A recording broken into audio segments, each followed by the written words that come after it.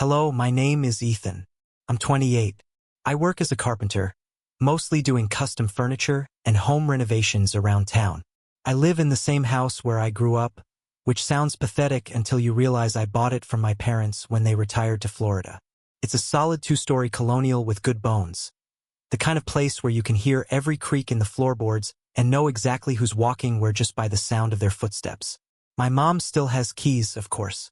She visits every few months, usually bringing her friend Sophia along for what she calls their girls' trips back north. Sophia has been my mom's best friend since college. One of those friendships that survive marriages, divorces, kids growing up, and all the small disasters that usually pull people apart over the decades. She's maybe 5 years younger than my mom, so around 52. With this way of looking at you like she's seeing something you don't even know is there. I've known Sophia my entire life. She was at every birthday party, every graduation, every family barbecue. When I was little, she was just another adult in the background, someone who brought good wine, and always remembered to ask about whatever sport I was playing that season. As I got older, I started noticing things about her that I probably shouldn't have been noticing. The way she laughed, throwing her head back like she meant it. How she moved through a room with this quiet confidence that made everyone else seem like they were trying too hard. The fact that she never talked down to me, even when I was 16 and probably deserved it.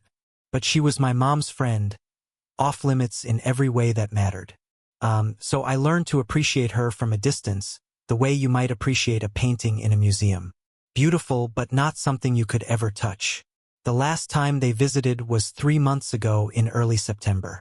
Sophia had just finalized her divorce from her husband of 15 years. A guy who'd apparently decided that his midlife crisis required a 25-year-old personal trainer and a red convertible. My mom was in full protective mode, bringing Sophia up here to get some perspective and fresh air, which really meant drinking wine on the back porch and talking through all the ways men disappoint you.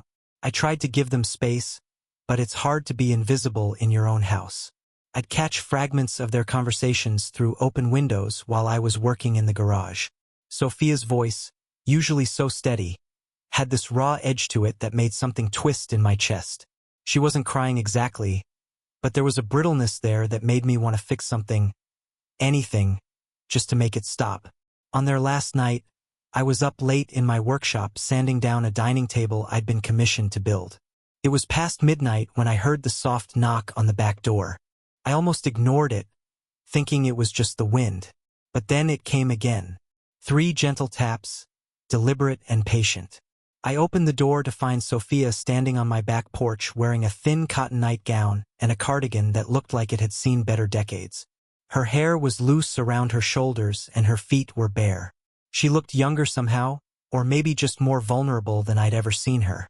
"I couldn't sleep," she said, and her voice was barely above a whisper. "I saw the light in your workshop." "Come in," I said, stepping aside. "It's cold out there." She padded into the workshop, her bare feet silent on the concrete floor. She moved carefully like someone afraid of breaking something precious, her eyes taking in the organized chaos of my tools, the half-finished projects, the smell of sawdust and wood stain that clung to everything. "I always wondered what it was like in here," she said, running her fingers along the edge of the table I'd been working on. "Your mom talks about your work all the time, but seeing it," she trailed off, shaking her head. "This is beautiful, Ethan." "It's just a table," I said, but I felt heat rise in my cheeks anyway. "No," she said firmly. "It's not just anything. Look at these joints, this grain pattern. You chose this wood specifically, didn't you? You could see what it wanted to become." I stared at her, surprised by how perfectly she'd understood something I'd never been able to articulate. Most people looked at my work and saw furniture. Sophia saw intention, possibility, the conversation between craftsman and material that happened in the quiet hours when it was just me and the wood. "How did you know that?" I asked. She smiled, the first real smile I'd seen from her all weekend. "I used to paint," she said. "Before marriage, before everything got complicated. I understand what it's like to see something that doesn't exist yet and know you have to make it real." We stood there in the soft light of my workshop, surrounded by the tools of my trade and the comfortable silence that comes when 2 people understand each other without having to explain. I wanted to ask her about her painting, about what had made her stop, about all the dreams that get set aside when life demands compromise. But before I could find the words, she was moving toward the door. "I should let you get back to work," she said. "Thank you for letting me see this place. Feels like you somehow honest and careful." And she paused, her hand on the doorframe, solid. After she left, I couldn't concentrate on the table. I kept thinking about the way she'd touched the wood, the reverence in her voice when she talked about seeing what something wanted to become. I'd spent years perfecting my craft, but I'd never had someone understand it so completely, so immediately. That was 3 months ago. They left the next morning, my mom chattering about their next adventure, while Sophia hugged me goodbye with something that felt like gratitude.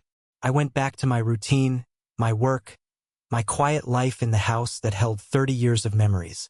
But something had shifted that night in the workshop. Some understanding that I couldn't quite name but couldn't forget either. Which brings me to last Tuesday night when everything changed. I'd been working late again, this time on a bookshelf for the local library. It was past 11 when I heard the knock on the front door. Not the back door this time, but the formal front entrance that nobody used unless they were selling something or delivering bad news. I almost didn't answer it, but the knocking was persistent, patient in a way that suggested whoever was out there wasn't going away.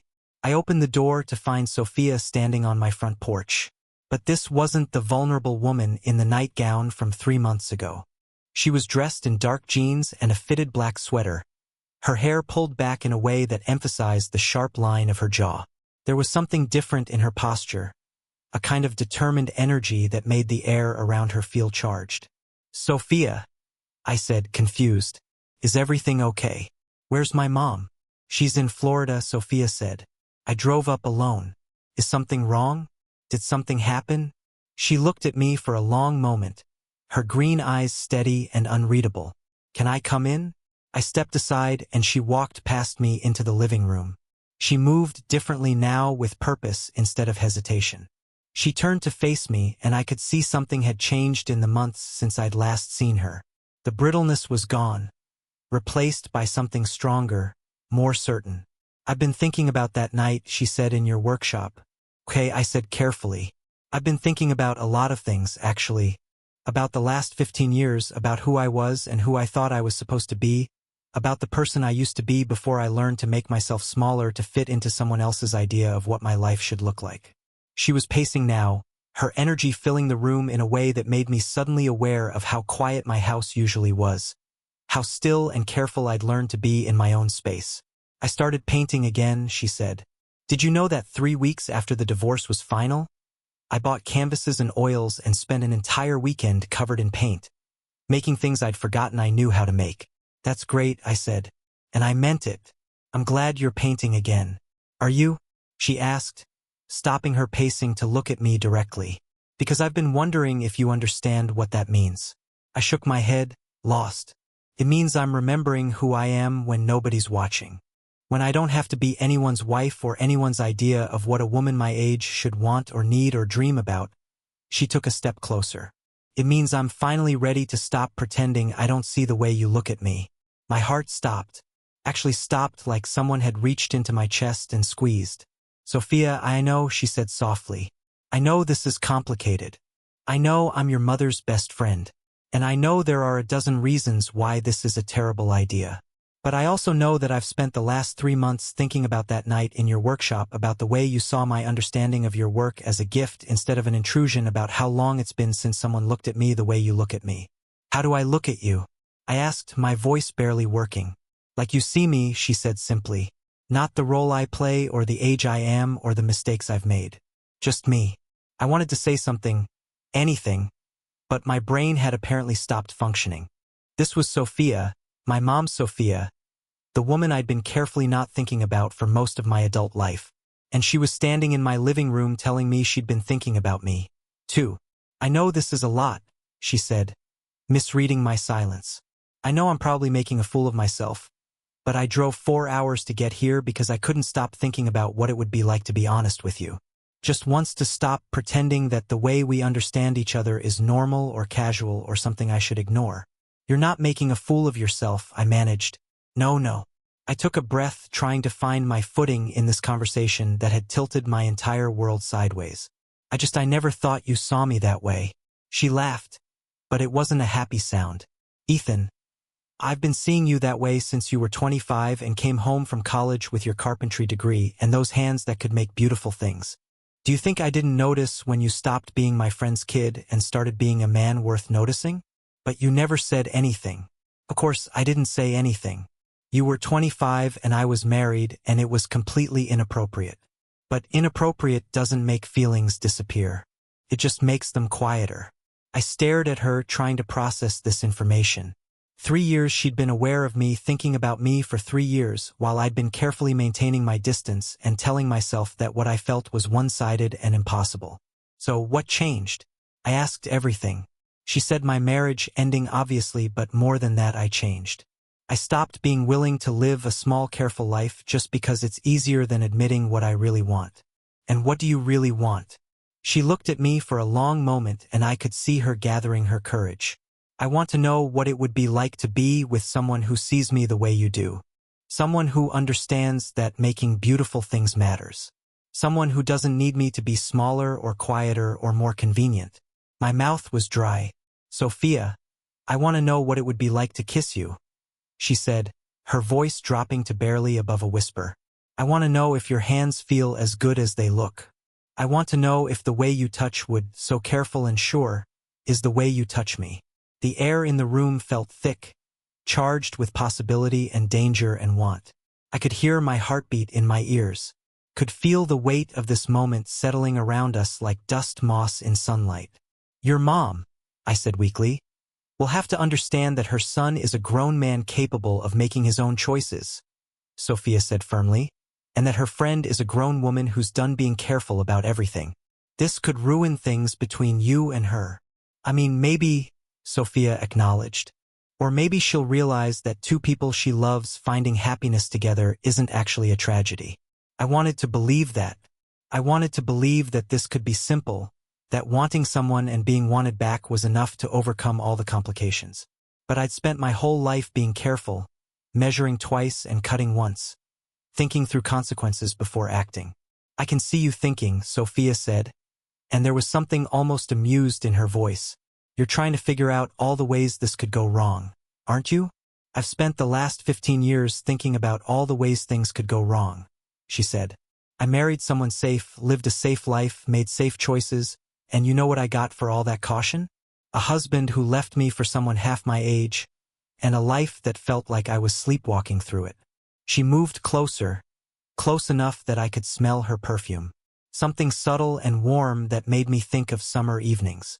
I'm 52 years old, she said. I don't have time to be careful anymore. I don't have time to waste on what-ifs and may and all the reasons why I should want something smaller and safer than what I actually want. What if I'm not ready for this? I asked.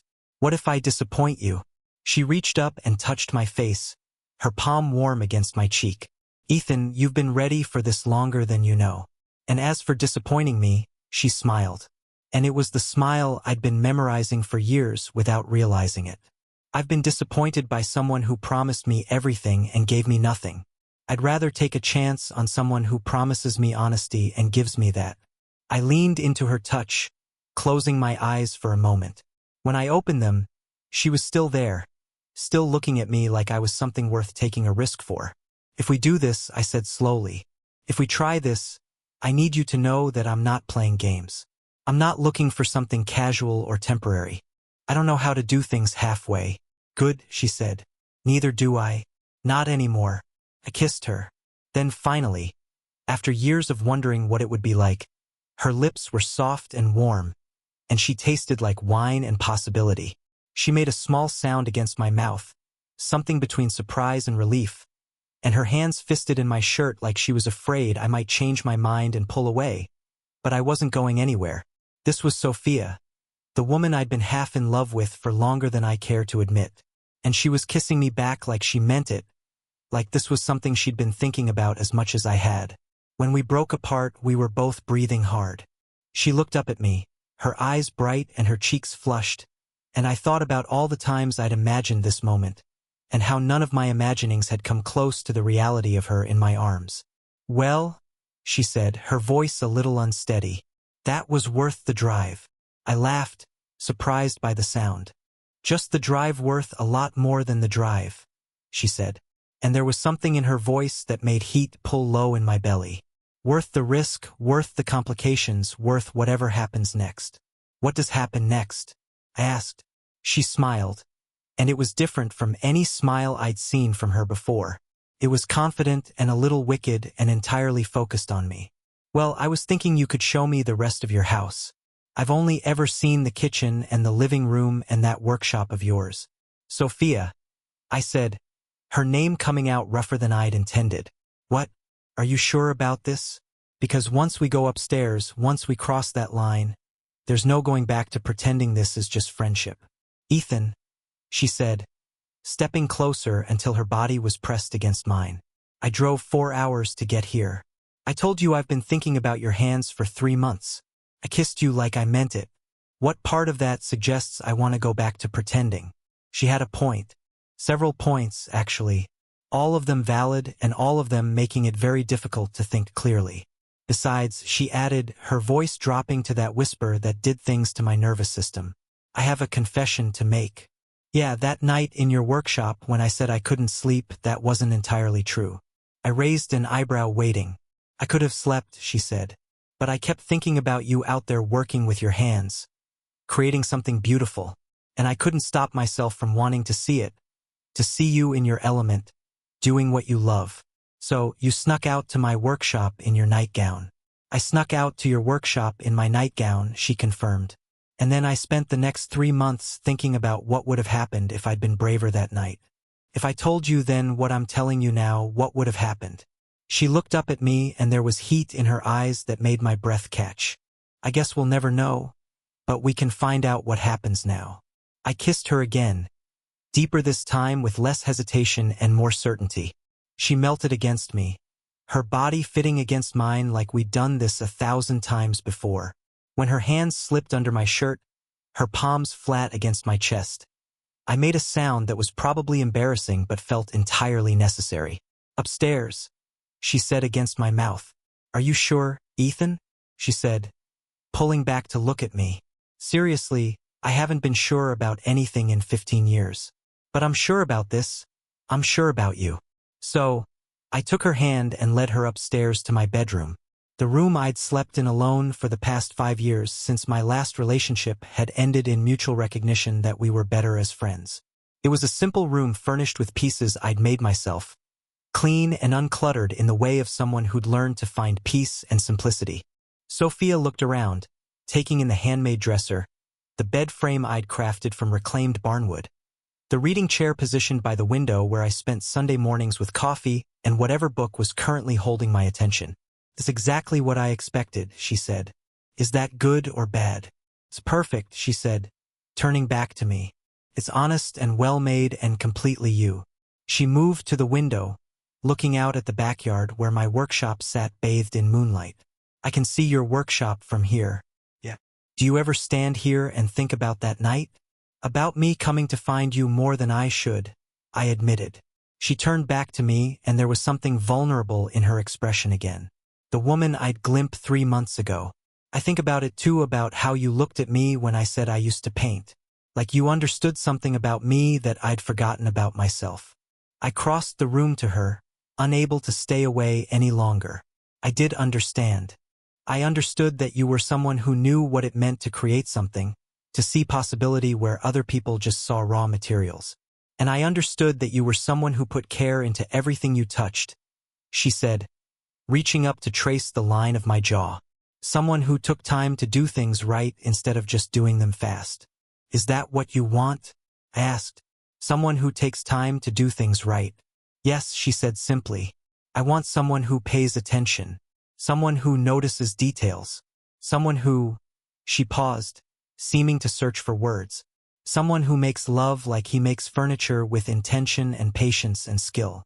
The heat in her voice, the directness of what she was saying, made something low in my belly clinch with want. "But more than that, It made me understand that this wasn't just about attraction or chemistry or the thrill of something forbidden. This was about recognition, about two people seeing something in each other that felt rare and worth protecting. Sophia, I said, and her name felt different in my mouth now, heavier with possibility. What? I need you to know something, okay? This isn't just physical for me.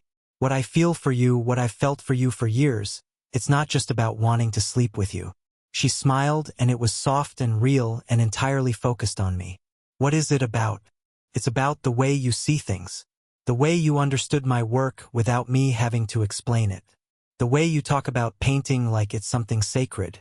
The way you move through the world like you're paying attention to it.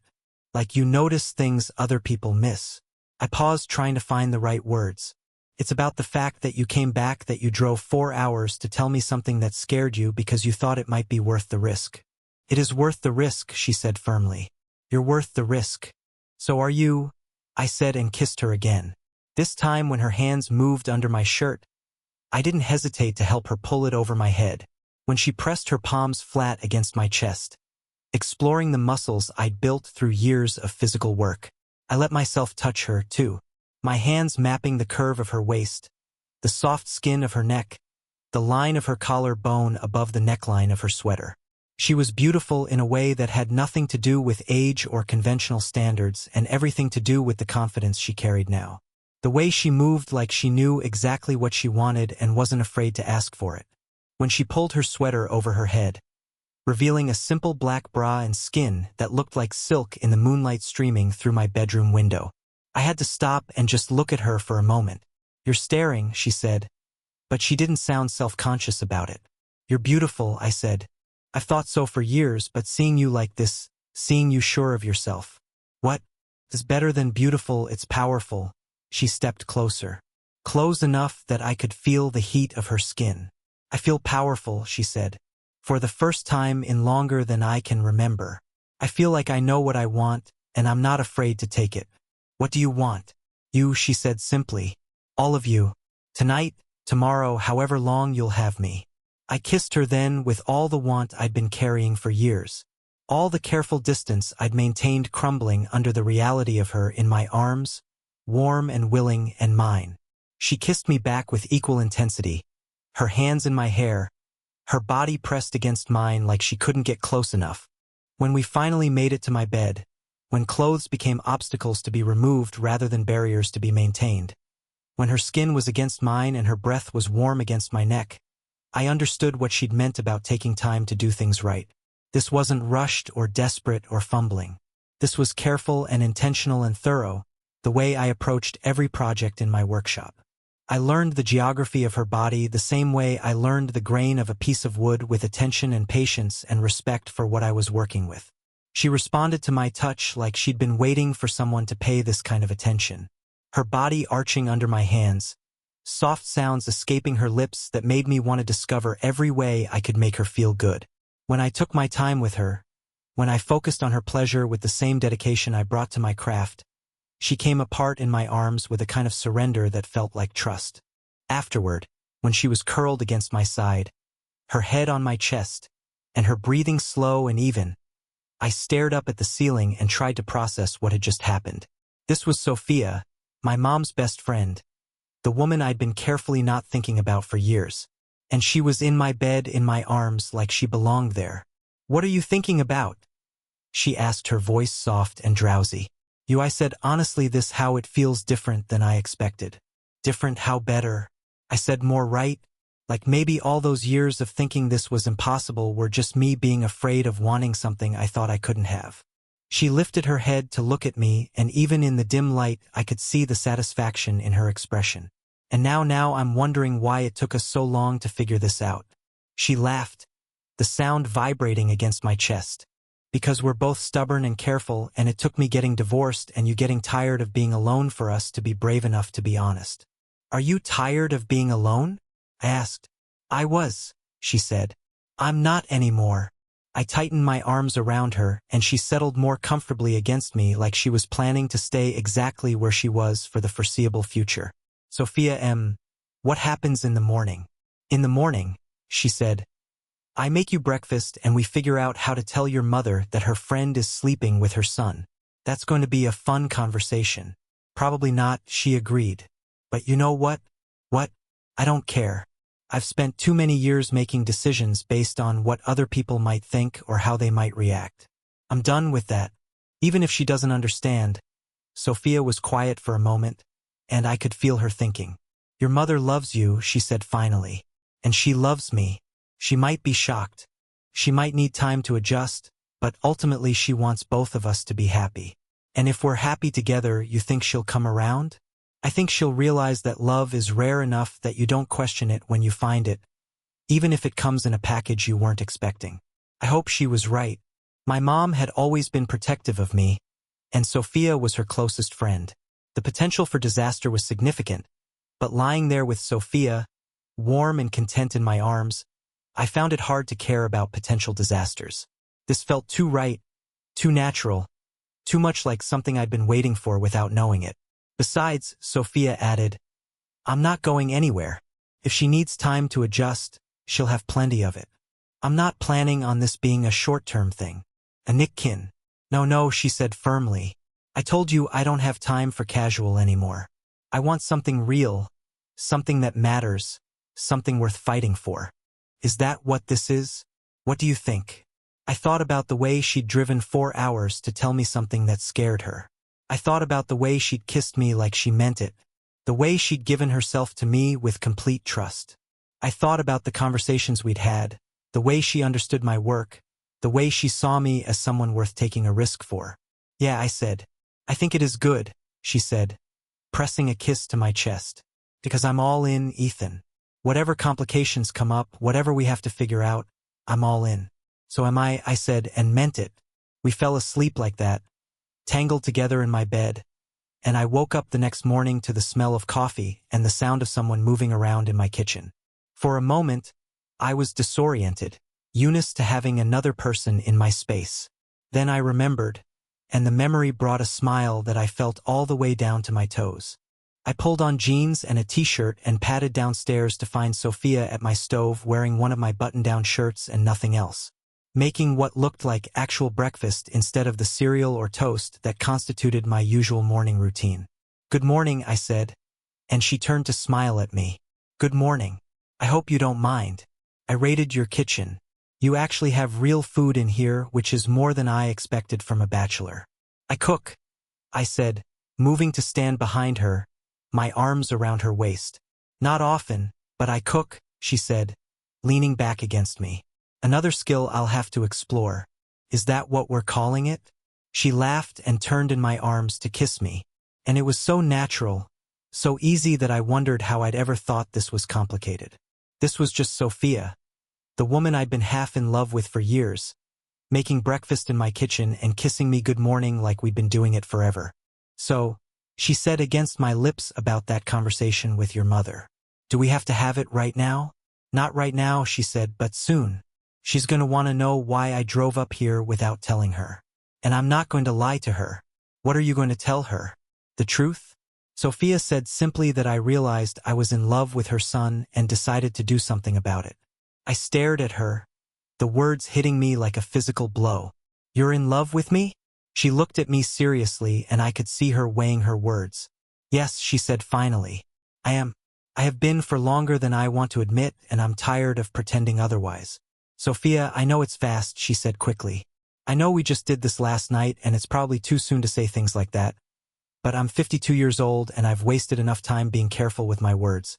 I love you, Ethan. I love your kindness and your patience and the way you see beauty and raw materials. I love that you took time to really see me, not just the role I play in your mother's life. I love that you kissed me like you'd been thinking about it for years. I had been thinking about it for years, I said. I know, she said softly. I could tell, and I love that too. I kissed her, then deep and thorough, trying to put into the kiss what I wasn't quite ready to say out loud yet. Not because I didn't feel it, but because I wanted to be sure. Wanted to give this the time and consideration it deserved. When we broke apart, she was smiling. You don't have to say it back, she said. Not until you're ready, but I wanted you to know where I stand. I'm getting there, I said. Honestly, I think I've been getting there for a long time. Take your time, she said. I'm not going anywhere. We ate breakfast together at my kitchen table, and it was domestic and comfortable and everything I hadn't known I wanted. Sophia told me about the painting she'd been working on. Abstract pieces that captured emotion rather than specific subjects. I told her about the commission I was working on. A bedroom set for a couple celebrating their 50th wedding anniversary.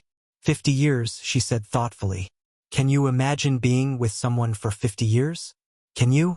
She considered this, her coffee cup cradled in her hands. I used to think I couldn't imagine being with anyone for 50 years, but sitting here with you, talking about your work and mine, feeling like we understand each other, she shrugged. It doesn't seem impossible anymore. After breakfast, I showed her around the rest of the house, the room she'd never seen. My home office cluttered with sketches and project plans. The guest room that I'd furnished with pieces that hadn't quite worked out the way I'd envisioned, but were too good to throw away. The master bathroom with the clawfoot tub I'd restored myself. This is beautiful, she said, running her hand along the smooth edge of the tub. You restored this? Found it in a salvage yard. I said, took me 3 months to get it back to this condition. 3 months, she repeated. Most people would have just bought a new tub. Most people don't see the potential in broken things. She looked at me then with an expression I couldn't quite read. Is that what you saw in me? Potential in something broken?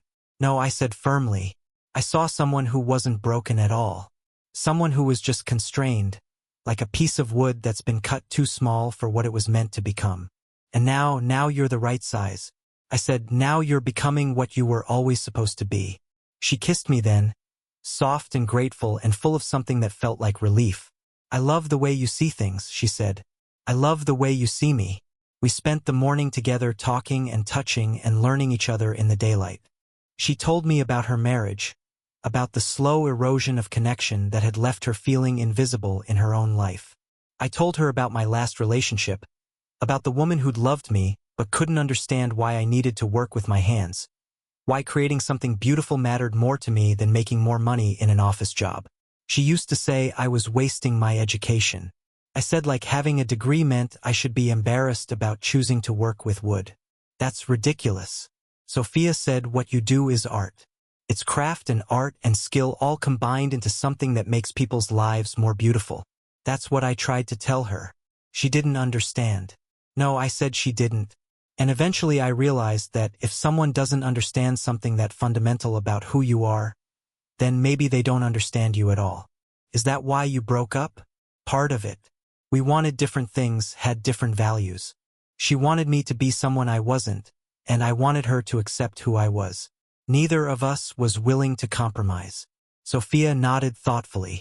My husband used to say I spent too much time on hobbies, she said. That's what he called my painting, a hobby. Like it was something frivolous instead of something that fed my soul. Did you stop painting because of him? Not directly, she said. But when someone consistently dismisses something that matters to you, eventually you start to dismiss it too. Eventually, you start to believe that maybe it really is just a frivolous hobby. Maybe you really should focus on more important things. But it wasn't frivolous. No, she said firmly. It wasn't. It took me getting divorced and spending 3 months alone to remember that. And now you're painting again. Now I'm painting again, she confirmed. And I'm sleeping with a man who understands why that matters, who sees creativity as something valuable instead of something to be tolerated. Is that what this is about? I asked. Creative compatibility? She laughed. Among other things. But mostly it's about the fact that you see me, Ethan. Really see me. Not the version of me that's convenient or expected, but the actual me. I understood that. I'd spent years feeling like the women I dated were trying to love. A version of me that didn't quite exist. The version that would eventually outgrow his need to work with his hands and settle into something more conventional. Sophia didn't want me to be different. She wanted me to be more myself. Around noon, her phone rang. She looked at the display inside. It's your mother. Are you going to answer it? I have to. If I don't, she'll worry. She answered the phone and I could hear my mom's voice through the speaker. bright and chatty and completely unaware that her best friend was sitting in her son's kitchen wearing his shirt. "Hi, Carol," Sophia said.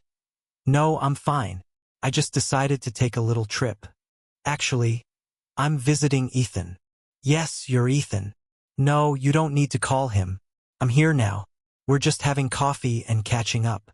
I watched her navigate the conversation, keeping her tone casual while technically telling the truth. She was visiting me. We were having coffee. We were catching up. She just wasn't mentioning the part where she spent the night in my bed or the part where she told me she loved me over breakfast. "She wants to talk to you," Sophia said, holding out the phone. I took it reluctantly. "Hi, Mom." "Ethan, I'm so glad Sophia decided to visit you. I was worried about her being alone so much since the divorce. You'll take good care of her, won't you?" "Of course," I said, looking at Sophia, who was trying not to laugh. "Make sure she eats properly.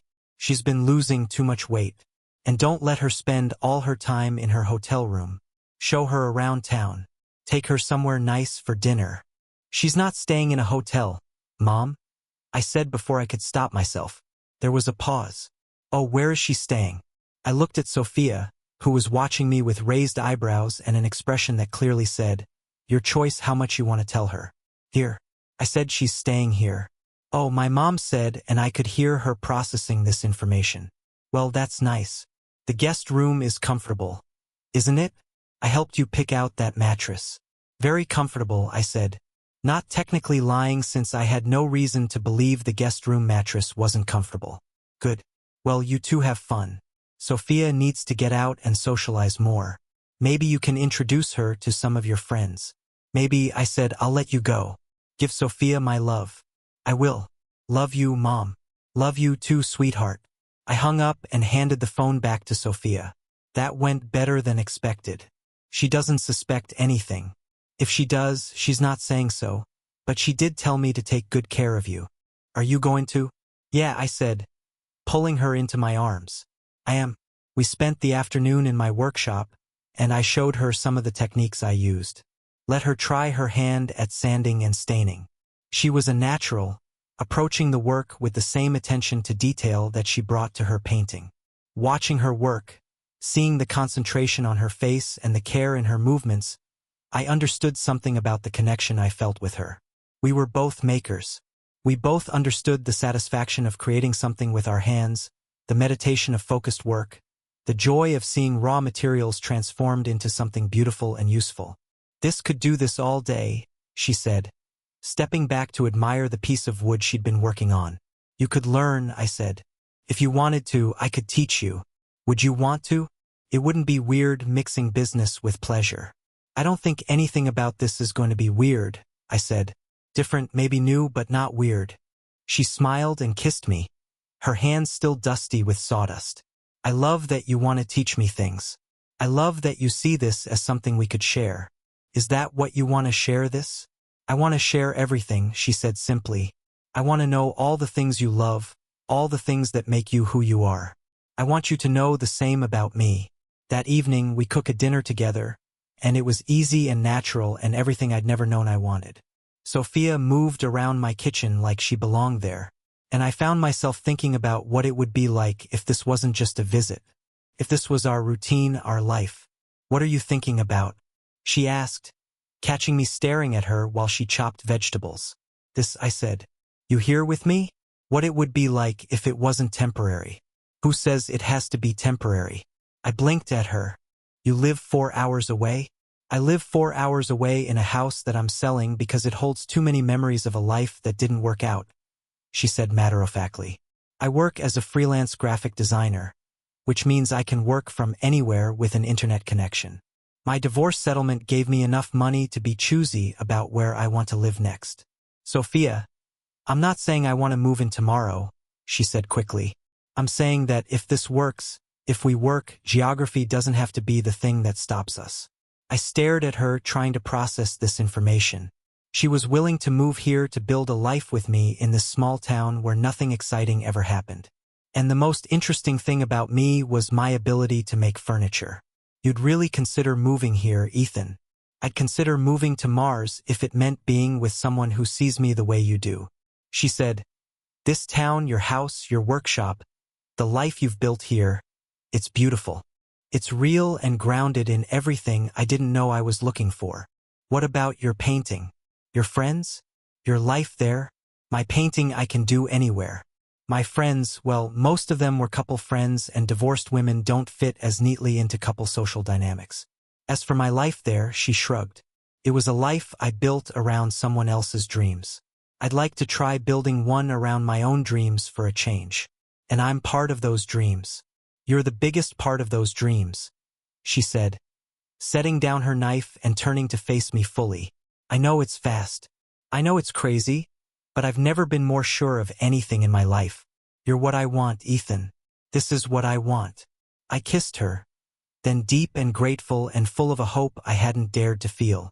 I love you, I said against her lips, the words coming out before I'd consciously decided to say them. She pulled back to look at me, her eyes bright with surprise and joy. You love me? Yeah, I said, in saying it felt like stepping off a cliff into free fall. I do. I love you, Sophia. I love your strength and your talent and the way you decided to fight for what you wanted instead of settling for what was safe. I love that you see my work as art instead of just a job. I love that you're brave enough to start over, to build something new.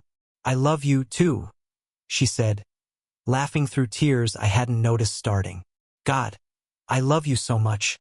We held each other in my kitchen, surrounded by the smell of dinner cooking and the warm light of the setting sun through the windows, and I thought about how strange life was. 3 days ago, I'd been a single carpenter living alone in his childhood home, careful and solitary, and convinced that the woman I'd been quietly loving for years was forever out of reach. Now she was in my arms, telling me she loved me, talking about building a life together. So what happens now? I asked. Now we finish making dinner, she said practically. And then we call your mother and tell her the truth. And then we figure out how to make this work. In that order?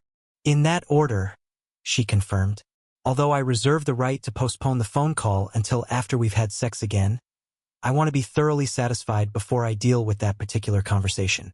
I laughed, surprised by her directness. Is that your plan? Seduce me into courage. Is it working? Yeah, I said, kissing her neck in the spot that made her shiver. It's working. We did finish making dinner eventually. And we did call my mother later that night after we'd made love with the slow intensity of people who were no longer afraid of wanting each other.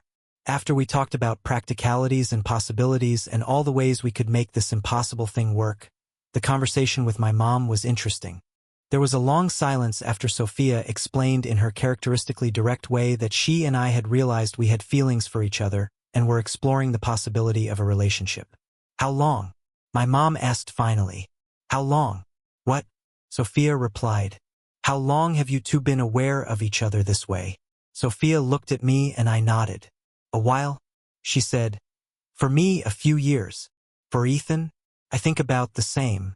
Another silence then. And you're sure this isn't just rebound behavior or some kind of midlife crisis? Carol? Sophia said firmly. I'm 52 years old.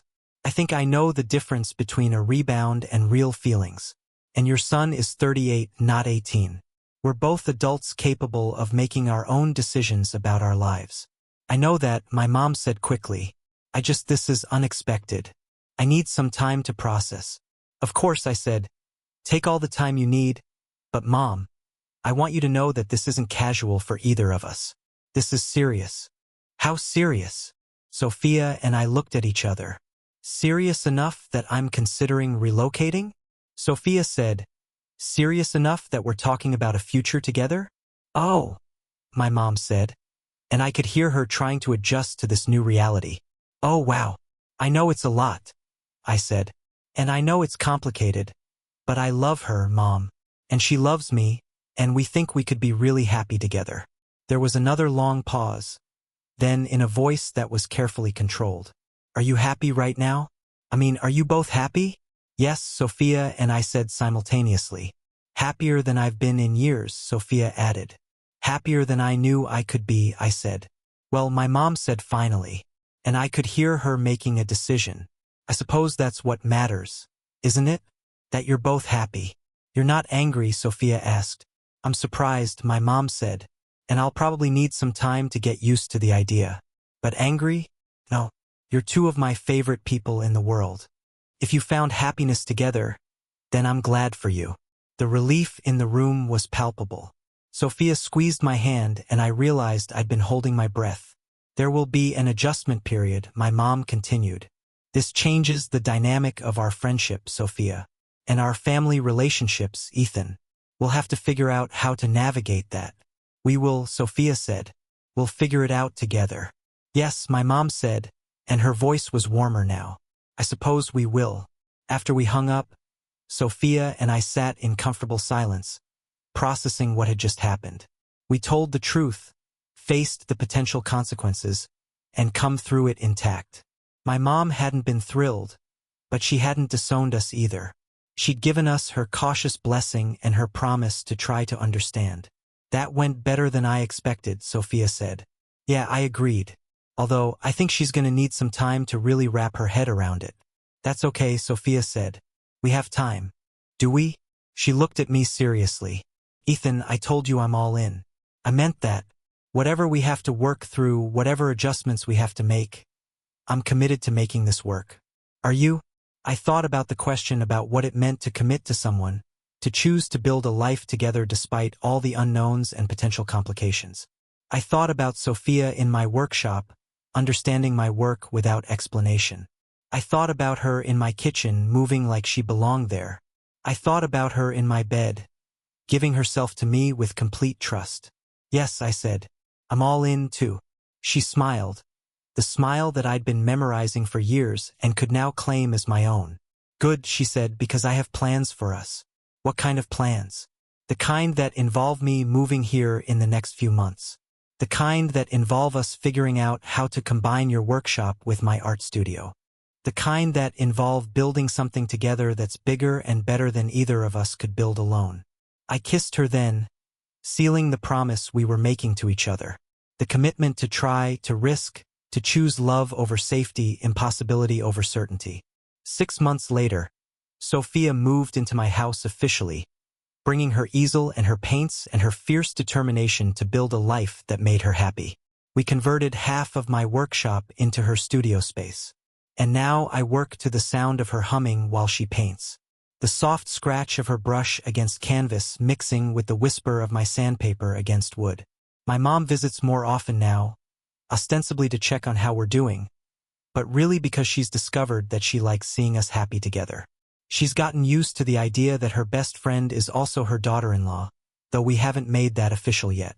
We're taking our time with the formalities, focusing on building something solid and real and lasting. Sophia sells her paintings now, small galleries in the city that appreciate her bold use of color and her ability to capture emotion in abstract forms. I still make furniture, but now I also make frames for her artwork. And sometimes we collaborate on pieces that combine wood and canvas in ways that neither of us could have imagined alone. We're happy, not perfect, not without challenges or disagreements or moments of doubt, but happy in a way that feels sustainable, grounded in understanding and respect and genuine affection for who we are as individuals and who we're becoming together. Sometimes late at night when we're both working in the shop, I think about that evening when she knocked on my door and told me she was tired of being careful. I think about the courage it took for her to drive 4 hours to tell me something that scared her. The faith she had that what we could build together would be worth the risk. She was right. It was worth the risk. It was worth all of it. In the quiet moments of Ethan and Sophia's story, we uncover a profound life lesson that resonates deeply with all of us. Life is too fleeting to be shackled by fear, convention, or the weight of what-ifs. At 52, Sophia had every reason to retreat into the shadows after her divorce. Society's whispers about age, the tangled web of friendships, and the safety of solitude could have easily kept her from knocking on Ethan's door that fateful night. Yet, she chose bravery over caution, driving 4 hours to confess a truth she'd buried for years. And Ethan, the steady carpenter who'd built walls around his heart, learned to dismantle them, embracing a love that defied expectations. This tale isn't just about forbidden romance.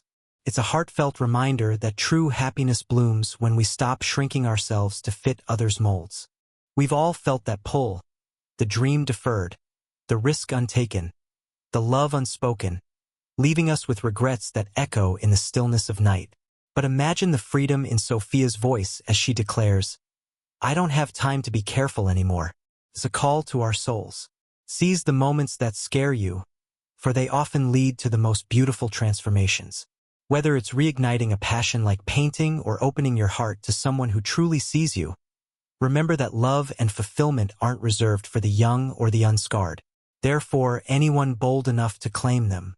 This story tugs at our emotions because it mirrors our own vulnerabilities, urging us to live authentically before time slips away. What about you? Have you ever taken a leap of faith in love or life that changed everything? Share your stories in the comments below. I'd love to hear them and respond. If this touched your heart, don't forget to like, subscribe, and hit that notification bell for more inspiring tales that remind us to embrace the extraordinary in the everyday. Your support means the world.